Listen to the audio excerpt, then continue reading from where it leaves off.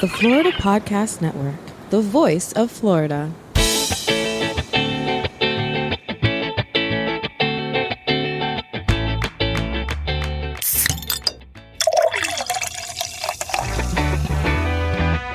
From Mallory Square in Key West to the Governor's Mansion in Tallahassee and all points beyond, you're listening to the Florida Beer Podcast, powered by FloridaBeerBlog.com, your source for all things related to the craft beer community in the Sunshine State. And now your host, Dave Butler. Good afternoon, good morning, good night, wherever you are. Welcome to another episode of the Florida Beer Podcast, powered by FloridaBeerBlog.com. This is David Butler, your host and author, and we're not talking about beer today. Just going to get that out of the way. On today's episode, I am very, very excited to introduce you all to Victor Harvey. Some of you may know the name from some of the music that he released in South Florida a couple of years ago, way back in the before time. And it's interesting because he has still surrounded himself with some of the top names in music today. People like Flo Rida and CeeLo Green. Kind of amazing. But he's also an entrepreneur, and he is releasing 2 different spirits in the state of Florida and beyond, actually, that you will be able to find. When we sat down with Victor, we talked a lot about Victor George Vodka, named after himself, obviously, and his interest in creating a vodka that wasn't necessarily one of the plastic bottles, get you drunk as quickly as possible, sort of Borg vodkas that you find on college campuses. He had plenty of that in his clubbing days, and now it's time to make something a little bit better. And so it was interesting to chat with him, talking about the ideas behind and the creation of Victor George Vodka. But then our conversation switched to what I really wanted to reach out to him for. Bourbon is gaining a lot of traction here in the United States. It's definitely one of the hot commodities when it comes to spirits. My household is definitely a big bourbon household. In fact, I brought some bourbon back from New Realm Brewery and Distilling, if you listened to our past couple of episodes while we were in Atlanta. And Victor George Vodka, and Victor Harvey, obviously, has released a brand new Florida-crafted, Florida-made bourbon by the name of Fort Mosé. And that's a very important name to know when it comes to Florida history, because Fort Mosé, which is just north of St. Augustine, was the first legally sanctioned free African settlement in what is now the United States. It was a home to runaway slaves where they could get their freedom and fight with and for the Spanish. But I'm doing a bad job of describing all of that. I'm going to let you hear from the man himself, because there's a lot of conversation going on, not just about the history of Fort Mosé and the spirits that he is releasing, but also how you take 2 very different brands and what you can and cannot use in terms of advertising and message and promotion and things of that nature. This is one of my favorite episodes. It's been sitting in my inbox for a little while, and I'm happy to release that to you all. So please, please enjoy listening to Victor Harvey talking about Victor George Vodka and the amazing Fort Mosé bourbon.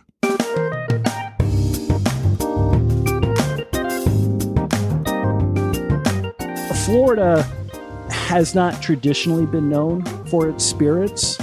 Obviously, there are a couple of major spirit distributors and manufacturers that are headquartered here, but production isn't necessarily here.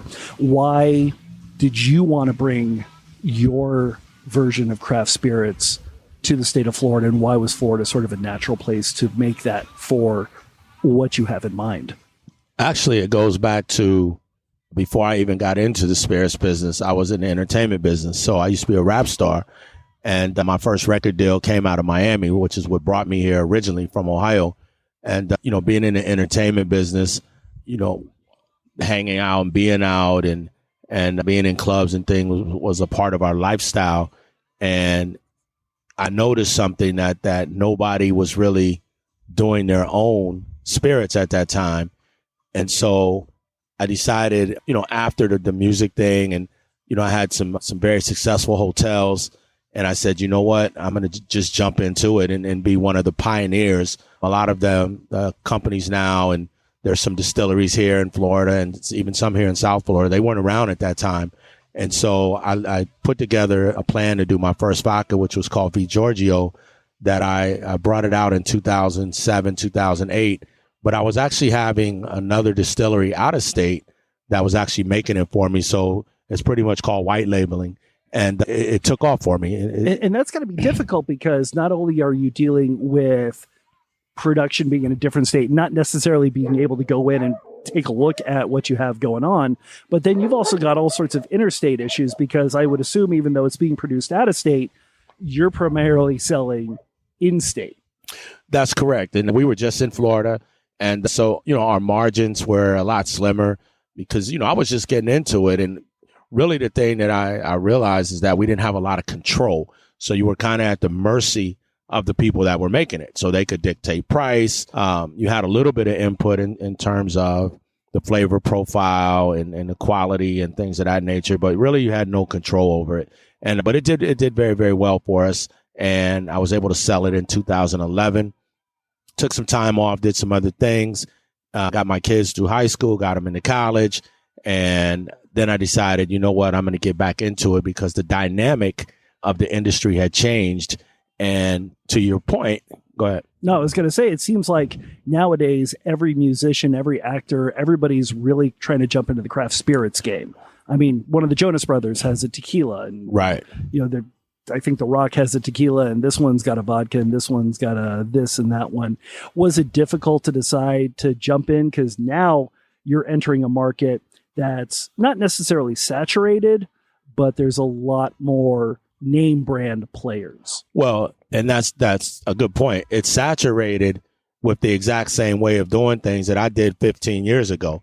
That you pioneered. Right. So it's a lot of, famous people that are putting their names on other brands, but they're not actually making and creating their own brands. Hat goes off to them. A lot of them are very successful. You mentioned some of the names of very successful brands. But when I got back into it, I said, you know what, we're going to do it differently. We're going to have our own distillery. We're going to make our own products. And that's what I did. And so I bought Palm Beach Distillery a couple of years ago and revamped it, moved it down here to Fort Lauderdale, doubled or tripled the size of it, and we started making our own stuff. And it's just taken off for us. That's amazing. And that first product, Victor George, was a vodka. Correct. It was something that I was familiar with. The barriers to entry are a lot lower in the vodka category. It's not like whiskey or especially bourbon where you have to age it. And if you want to get to the market the fastest, that's the fastest way to do it.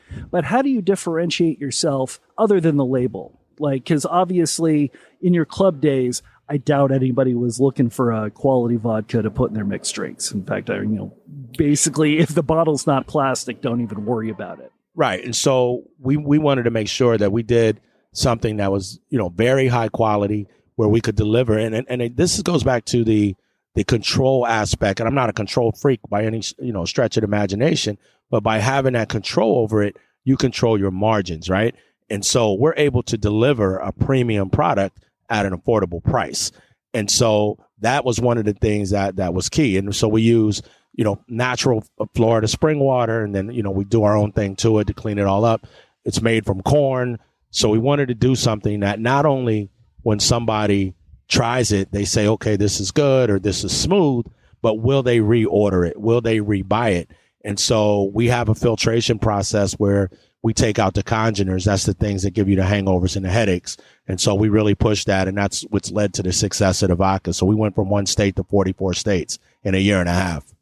That's kind of amazing. How long did it take you to finally come up with the vodka that was, this is who I am, this is what I want, this is what I want? Number 132. It took 132 samples to come up with this is it. And I didn't say it like that. I said it slurring because after 132, I was like, this is it. That's one heck. I mean, not just the resources and the investment in money that it takes to get all that ingredient, but that's a lot of time because it's not just you wake up at 5 a.m, you start your mash going on. By 3 p.m, you've got a vodka. No, not at all. It takes a lot of time to put it together, but just the whole industry, the whole business period takes a lot of time. A lot of people jump into this business thinking that, okay, I'm going to, do a vodka or whatever they come up with. And it's going to be an overnight success because it tastes the best and all their friends and family tell them it tastes the best. They don't really think it all the way through of what it takes, with distribution and marketing and retail partners and all of the other things that go into it to make it a success. I didn't know all of that, 15 years ago. I was just very fortunate to have good people around me and a good distributor that, really paid attention to us. And so now being in the business so long, anyone that comes to me and asks for my advice and things like that, I make sure that I try to share that with them to give them the best chance of being successful. I'm going to deviate slightly, and you take a look. I would assume the music business would be like this, and many other businesses are. There's a certain amount of, why would you want to give your information to other people? Wouldn't you want all other vodkas to fail so that yours can reign supreme? And I've noticed that in the craft beverages industry, that doesn't really seem to be the mindset very much. Why do you think that is? I think that everything is evolving. There's so many. If you really love the industry and you love what you do, you welcome change, you welcome innovation, you welcome new products, because, not one person or one, customer or consumer is going to consume the same thing every day. We all have our favorites, but if we're able to elevate by having that level of competition, if you will, I think that it makes it more interesting for the consumer. Myself personally, I play sports my whole life and never been scared of competition. And so that's number one. Number two is that, when you do reach a certain level of success, it is your duty to pull someone else and bring someone else along. When I was in college, I'll never forget, Michael Jordan came in our locker room and, gave us this speech or whatever. And a reporter asked him a question. They said, do you consider yourself to be the greatest to ever play the game? And I remember Mike saying, the only way I'll be the greatest is if I can teach someone how to be better than me. And then I've truly mastered the game. And I never forgot that. And so I said, you know what? Let me jump into this. And if I can open some doors and pave the way for other people, that's great. Now, are they going to be me? No. But but if I can help them, that's what I'm willing to do. That's amazing. That's a great quote. That's a t-shirt quote right there. Yeah.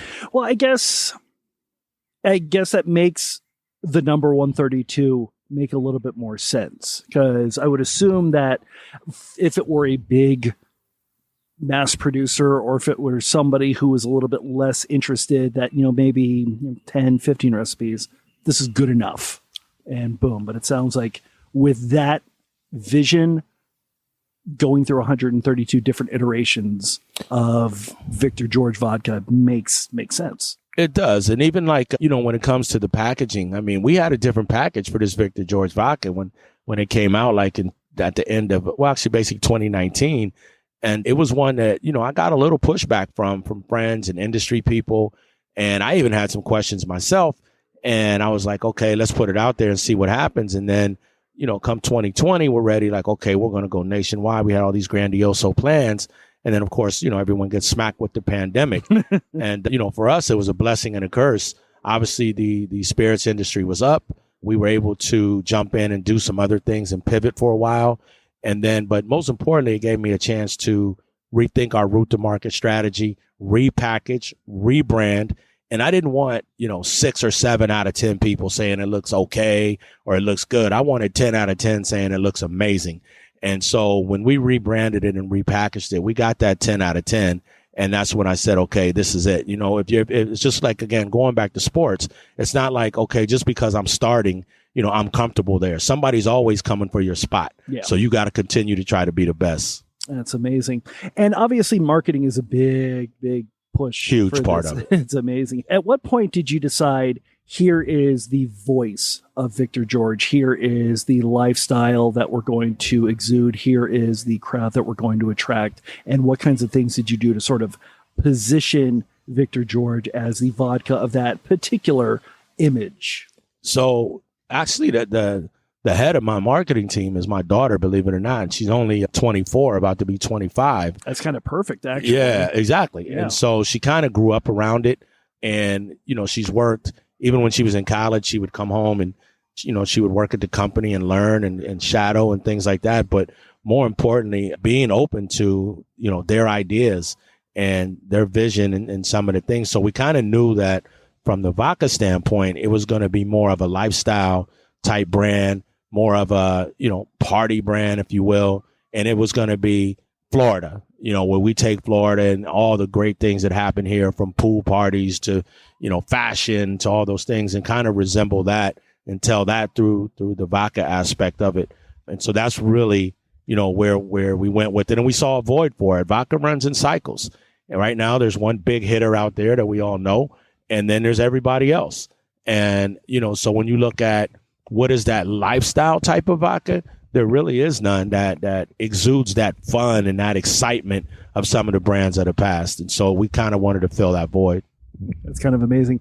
Knowing what we're going to be talking about next and the complete 180, Yep. it's like, this is actually kind of awesome. That's my baby coming up. Oh, I'm so excited. But going back to Victor George, like, and part of that lifestyle brand, actually, I kind of want to talk to bringing your daughter in as your head of marketing, because I would assume that the marketing aspect of this, the marketing game, has changed completely from your original vodka that you sold off to Victor George hitting the market. 100,000%. And so, I mean, you couldn't have said it any better, because back then, again, no celebrities were doing their own brands. Now there's tons of them. So when we, launched the first one, they were all coming to me because they had nothing else to represent. And they're all friends of mine and things like that. Well, now there's a lot of other options. There's a lot of other choices. So, people are making some great business moves and things like that. And so we wanted to do, something completely different. Right now, it's about ownership. It's about real engagement. It's about these types of people and influencers. The whole social media aspect has changed the game.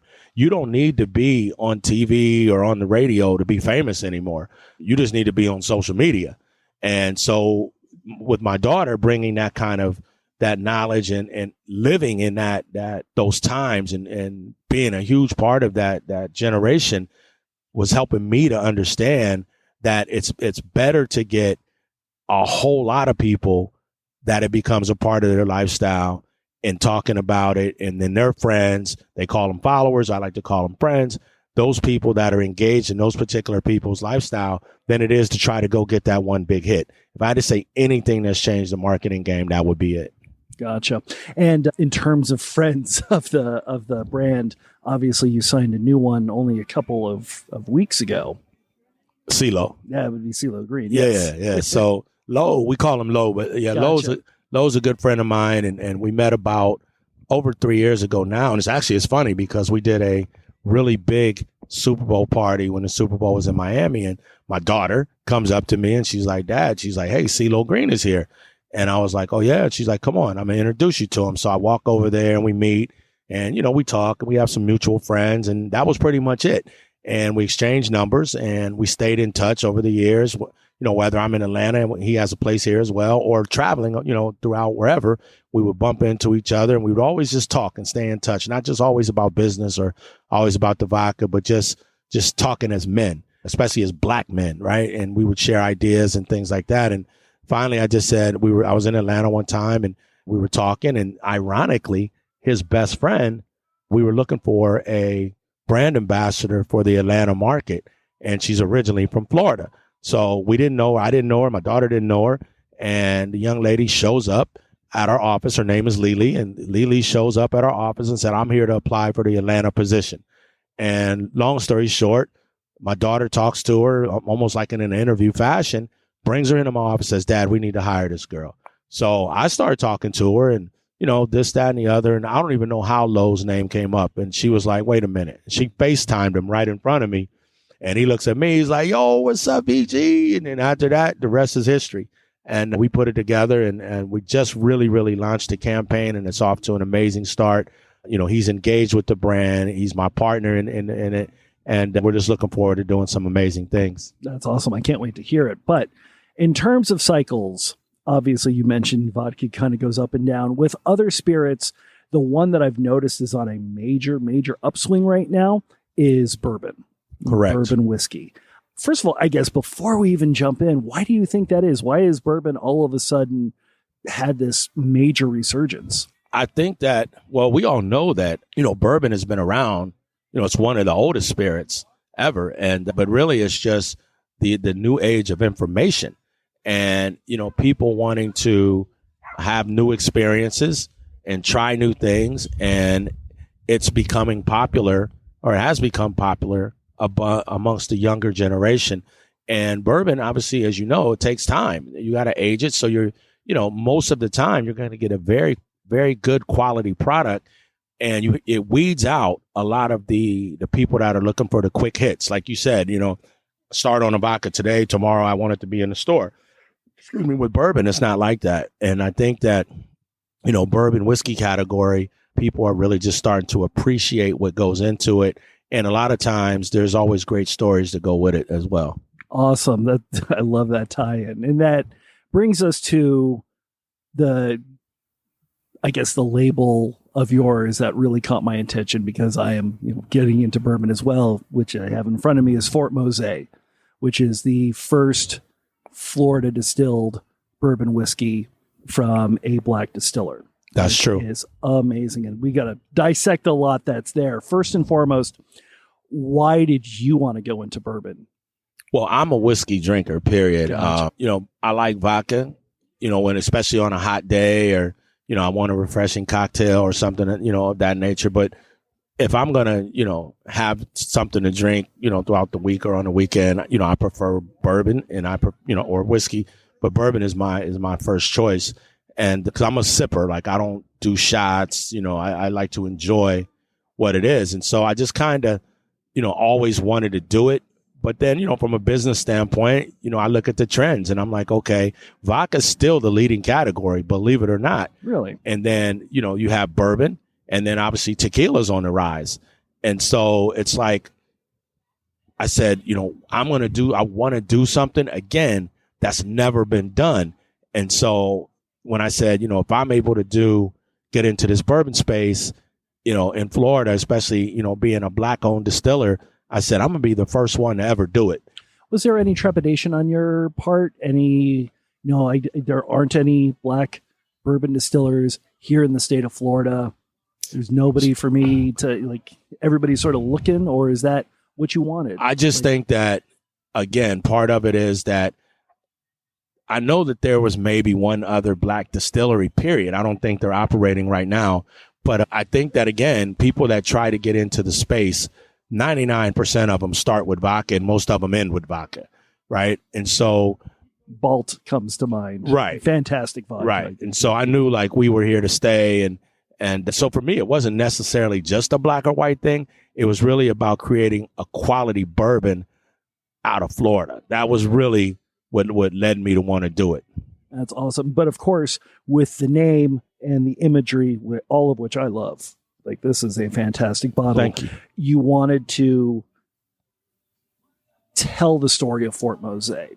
And I guess I'm going to pause for a second and I will let you go ahead and tell the story. So really what it was is that, it really, as funny as it sounds, it kind of goes back to, why did I name the vodka Victor George? Why did I name the first one V Giorgio? A lot of people would think it's an ego thing, or, you wanted something that, just to have your name on something. And it's quite the opposite. It's all about, I always looked at life like a book, and books are made up of chapters, and chapters are made up of stories. And every great story needs a storyteller. And so that was the reason why I put my name on the vodka as the leading, or I should say the first release. And then I said, okay, now we're coming with the bourbon. So I wanted something that had a story that related to Florida and it related to black people. And so I started researching and looking at some different opportunities and some different names and things like that. And I came across Fort Mosé, and I could not believe that I'd never heard of it. I could not believe that the story has never really been told. But most importantly, I could not believe that, when my kids were in fourth grade as many of the kids in Broward County took their annual field trip, it was to St. Augustine. And Yes. not one time was Fort Mosé ever mentioned. And so that when I saw that and read about it, I said, this is it. This is a story that needs to be told. And that's what I'm going to do. As a former history teacher and a former Florida history teacher, I cannot agree with you more. There's so many stories that are not told, and even more stories that are in danger of not being told right now. Right. That something like this, I love and I want to bring to the fore, and definitely tell my kids about that. Right. Everything. So, Fort Mosé is the first free black city in the state of Florida. Right. So the short story is in 1726, 38 slaves escaped Charleston, South Carolina. Instead of going north, they went south. Most people didn't know that the Underground Railroad went south before it went north. Really? Yeah, way back before, the Civil War and all those other things. The Underground Railroad came south. And they wanted to get to Spanish Florida because the King of Spain, obviously Spain occupied and controlled Florida at that time, said that if you get to Spanish Florida, you can stay if you agree to fight with us alongside the Indians, which at that time was the Yamasee Indian tribe, and you convert to Catholicism. And so they got there and they agreed to do it. And the word spread to plantations all over the South. And so slaves started escaping down what's called the Gullah Geechee Corridor, which went from Charleston, South Carolina, through Jacksonville into St. Augustine. They got enough of them there to form a militia under General Menendez. They joined up with the Spanish and the Indians. They fought the war and won. And as a reward for doing that, the governor of Florida gave them their own town called Fort Mosé, 2 miles outside of St. Augustine. And then in 1738, it became the first town in America where black people could live free. That is absolutely amazing. And to this day, there is a Fort Mosé National Historic Site. So now there is a Fort Mosé it's Nationally Historic Park, and they are in the process. They were awarded some funds to reconstruct and rebuild the fort on that property. And so what we've done to do our part is we've agreed to donate $1 off every bottle sold for that first year back to the Fort Mosé Historical Society to help in that rebuilding of that fort, educational programs, and just to bring overall awareness to the whole Fort Mosé story. Exactly what I was kind of hoping to hear you say, which is sort of amazing. And so it was sort of the perfect vision for the bourbon, which is fantastic because it kind of hit a lot of absolutely fantastic switches in terms of cultural heritage, state heritage, and so on and so forth. But obviously, that is just the label that is on the bottle. There's obviously something that's in the bottle. So when it came time to really create a bourbon, what was the process that you and your team went through to develop this particular recipe? So we wanted to, get to a year of bourbon that wasn't too new, but was new enough that we could produce something that we thought would be well received by a broad market of people, and that we could deliver at a price point that was affordable. And so our bourbon is a 4-year age bourbon. It's 75% corn, 21% rye, and then 4% barley. So it has, what we think is a great mash for people. And then we proofed it down. I bring it in and started at about 121, 122 proof. And then we brought it down to 84 proof, again, trying different things and different, samples and things of that nature. And I said, with the younger generation getting into it, and a lot of women now are getting into drinking bourbon, I said, let's try to get something. I'll be perfectly honest with you. My wife is who brought me into bourbon. You go. Her drink right now is an old fashioned. There you go. I'm going to ask a question, but I'm going to go ahead and let you continue what you're saying. Right. So you said it right there. And so, we wanted something that we thought would be received well. It could be obviously drinking neat, on a big rock, or make a nice cocktail. And that was exactly my question. And that kind of goes into the vodka as well, is that do you really kind of produce a spirit a spirit that is meant to be mixed, like the vodka in the plastic bottles that I know you've been big into. I'm pointing at a friend of mine over here, versus a spirit that is meant to be either straight up on rocks, on a big old sphere, on a ice that's shaped like a skull that I currently have in my freezer right now. Do you kind of go both ways, or do you forget about We start there, actually. Okay. And, for us, it's all about, again, it's about quality. So when it comes to a vodka, can you drink it in a martini? Without all the extra stuff, just a shaken, chilled martini. Can you have it like that and enjoy it? Check that box. When you have the bourbon, can you drink it neat? Check that box. Once we check those boxes, then we look at, okay, how is it in an old fashioned? How is it in a Manhattan? How is it in this or that? And, you try to get creative with it, because that's where we are in today's culture, right? Is craft cocktails. But we start there. Gotcha. And in terms of marketing, obviously you cannot market something like Fort Mosé with the weight of history behind it and behind that name the same way that you can market Victor George or another vodka, like a lifestyle vodka. 100%. I'm just going to go ahead and say Ciroc. Let's just go and put that out there. You can very quickly, delineate who this is for by taking the bottle, putting it in the hands of a swimwear model. Right. And that will immediately say, this is who we are. This is what we're going for and everything. You cannot put a bottle of Fort Mosé in the hands of a swimwear model. I feel that the story behind the name and the background and even the spirit itself with that sort of visual imagery does not work. So how do you go about marketing something like this and explaining the history behind what you're honoring with this particular spirit? I feel like you've been in our Monday marketing meetings, because you just hit it right on the head. And one of the things we say about the Fort Mosé bourbon is we don't need any gimmicks. We don't need the models, as you say. We don't need spokespeople. We don't need celebrities. We don't need anything. You need a quality bourbon, and you need a great story. And so at the end of the day, when it comes to the juice, we look at, and I said this earlier about competition, we look at some of the ones that have been around 100 years, 200 years, and why is that? And so we study that. And so when we look at that, they have great product and they have great stories. And so all we got to continue to do is make people aware of it. And that brings a certain level of respect to your brand. And so we don't want to damage that aspect of it. And that's what, you talked about the celebrity brands and things of that nature, but this is what differentiates us. And I can sit down I know a lot of them, and I can sit down with any of them at our table or their table or anywhere else. And this is what makes us different. This is the differentiator between, us and them. And we don't mess around with that at all.